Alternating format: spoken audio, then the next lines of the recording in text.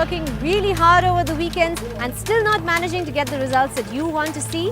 Where are you going wrong, weekend warrior? That's what we're about to find out.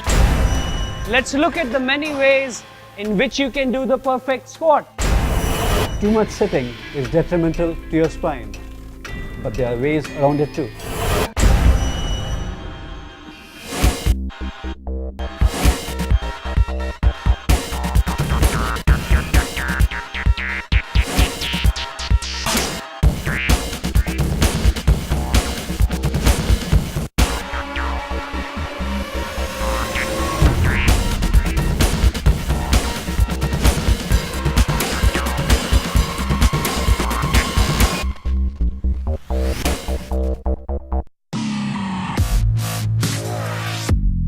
The heroes of the ancient world were its warriors.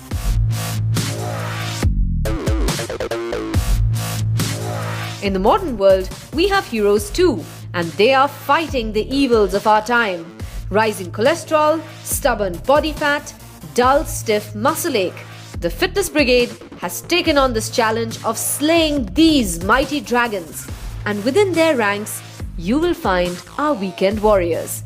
They are the ones who dust their soccer cleats and pull out their cricket gear, put on their running shoes and head to the nearest ground for a friendly weekend game.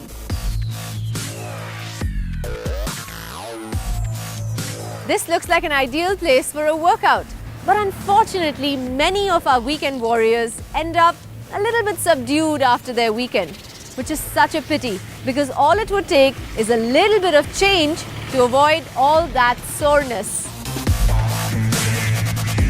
The main reason behind this ideal scenario going wrong is the weekend warrior's tendency to believe that this trip to the fitness grounds is a trip back in time. So when they squeeze into their university track pants, they remember how dazzling they were on the field back in the day. Except what they thought looks like this actually looks like this. And what they thought would feel like this actually feels like this. Exit Sunday, enter Monday, and our weekend warriors are probably to be found struggling up those office steps, muscle groups sore all over, or even in bed with an injury. Where are our warriors going wrong? Well, first and foremost, the back in the day trap. Now, you may have a crystal clear memory of your college sports day, but if your muscles have long forgotten that movement pattern, then it's going to hurt. Secondly, trying to do too much too quickly. If you've been pushing buttons all week, every week for a month or longer, then suddenly jolting your body into exercise is like trying to start a car on a cold winter morning. At least give it that 15-minute warm-up that it requires. Thirdly, getting so caught up in the moment that you're going to regret it later. Yes, exercise peps you up, it gives you a buzzing high, it makes you feel so good that in the moment, you just want to keep on going. But weekend warrior, listen to your body and stay within the intensity that it can take. Otherwise, you may wake up the next day with very bad muscle fever. And lastly, it definitely increases your risk of injury. But hey, I'm the last person to tell you to stop this. I'd say go for it. And while you're at it, let's do some more of it. I mean literally, let's do more of this. Why keep all the fun for the weekend alone? Why not spread it out and become a warrior on a day in the middle of the week as well? Say a Tuesday or a Thursday. Put in an hour of walking or jogging at lunch, or stop by at the park for a yoga session, or at the gym for a quick workout before or even after your work.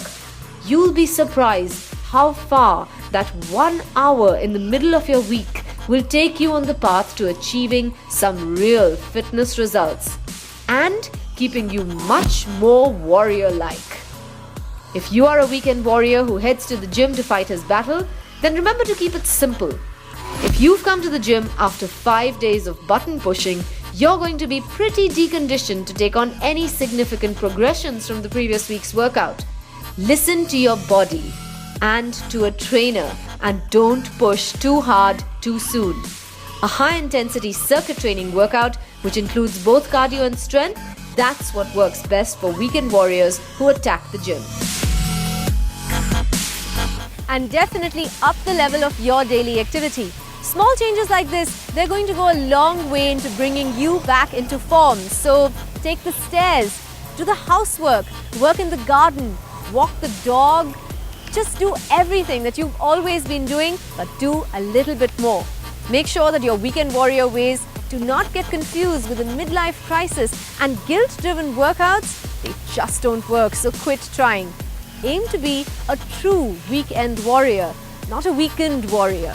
And with the coming summer months, always remember to carry your water. Hydration is fundamentally important for exercise regime, and many viewers have been writing in to ask us as to how much hydration is enough. Perhaps we should start looking at what hydration does for our bodies. Water acts as a lubricant for your muscles, joints and vital organs, and it is the transporter of oxygen and glucose throughout your body. Your muscles need water for strength and flexibility, and your joints need water to prevent stiffness. And so getting the right amount of fluid before, during and after a workout can make all the difference to your body's ability to perform exercise. It might surprise you to know that when you're exercising, you lose up to 1 liter of fluid in an hour. And with the summers approaching, you need to be extra careful. Hot and humid environments with little or no wind makes it difficult for the body to dissipate heat into the environment. So the body sweats more in an effort to try and cool down. And with this sweat, you are losing fluid and electrolytes. The amount of fluid you lose varies on how long and how hard you have been exercising. You would mainly lose fluid in your sweat and in your breath. Make sure you're well hydrated before exercising. Start drinking 2 hours prior to exercise. If you're dehydrated before your workout, your core temperature will rise so quickly, your heart will be forced to work harder than usual. This will definitely have an impact on your performance. It has even been known to cause heart stroke. During exercise, sipping water is recommended, but how much you drink? That varies from person to person. Keep sipping water throughout your session. It's a good idea to keep a check on yourself and get to know how much fluid intake works for you. But don't wait until you're thirsty, because by then you are already dehydrated. After exercise, you need to replenish the fluid you have lost, and the sooner, the better. Aim for a 1:1 ratio of fluid replacement to fluid lost in sweat. To know how much you have lost, just weigh yourself before and after exercise. The difference is the amount of fluid lost from the body. Replenish that and you're good to go.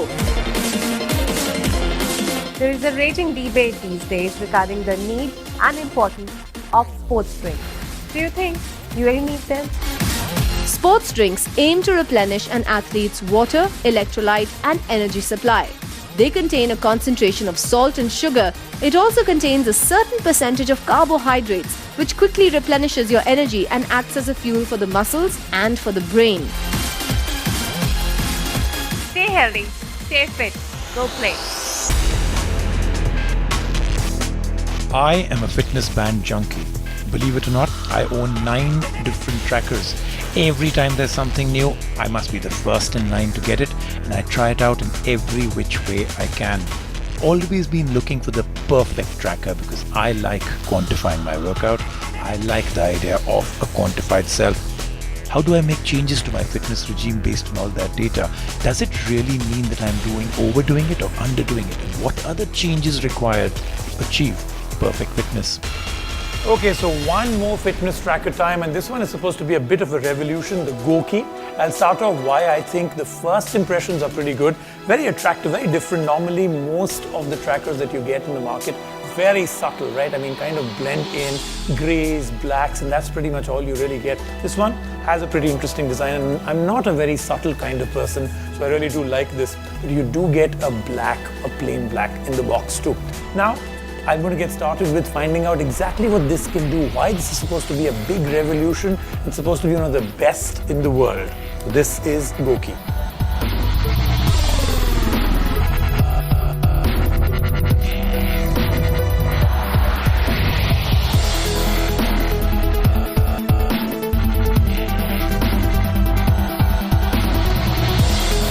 Okay, So a bit of a workout and also a bit of a workout for the Goki. And the first initial impressions now in terms of using it, the touch screen does make a difference. No buttons to fiddle with, just tap the screen and you move on to whatever you're really trying to do.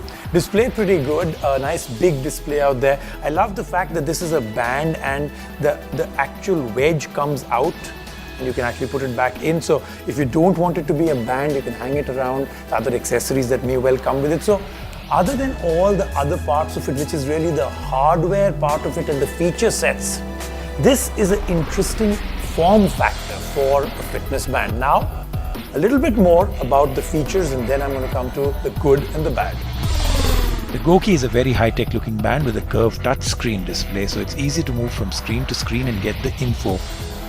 The top screen tells you the time, the date, and also has a notification feature. The screen also reports on the number of steps you've taken, the distance covered, calories burnt, quality of sleep, has a silent vibrating alarm to wake you up, and tracks also the number of super active minutes that you've actually been involved in a day. All of it seemed very accurate. I did try it out in terms of measuring the distance or the number of steps. Once you set up the app, it's very accurate. But do remember, the Goki has one more revolutionary feature, which, as promised, brings in the human element. So now we know most of the features in the Goki and the fact that it's being done differently. I think it's been made by somebody who really has used a lot of fitness trackers before, looked at what's not worked and then brought this one up. Now, I spoke to you about the form factor, the ergonomics, the battery life pretty good, the screen quite good, touch screen a great feature. The amount of information this displays is also great. So in terms of being a pure fitness band, this is good. What do I not like about it? Well, let me just put it this way, that if I could get this with a slightly brighter screen, that would be great. I find the screen to be a bit muted, but it's not as if it gets faded out even in the bright sunlight, but that would be great. Second, of course, is something that I want in every fitness tracker, that I should not be really charging it for more than a month or two. But that hasn't happened. It may well happen one day, but hasn't happened at any fitness tracker that I've used right now. Other than that, I don't really see anything wrong with it right now. But it's really the next part, which is what we'll be doing next week, that really elevates this, the hardware and the features of this, to a whole different ball game. And that is that I actually have a live coach strapped onto my wrist. What am I talking about? Watch this next week.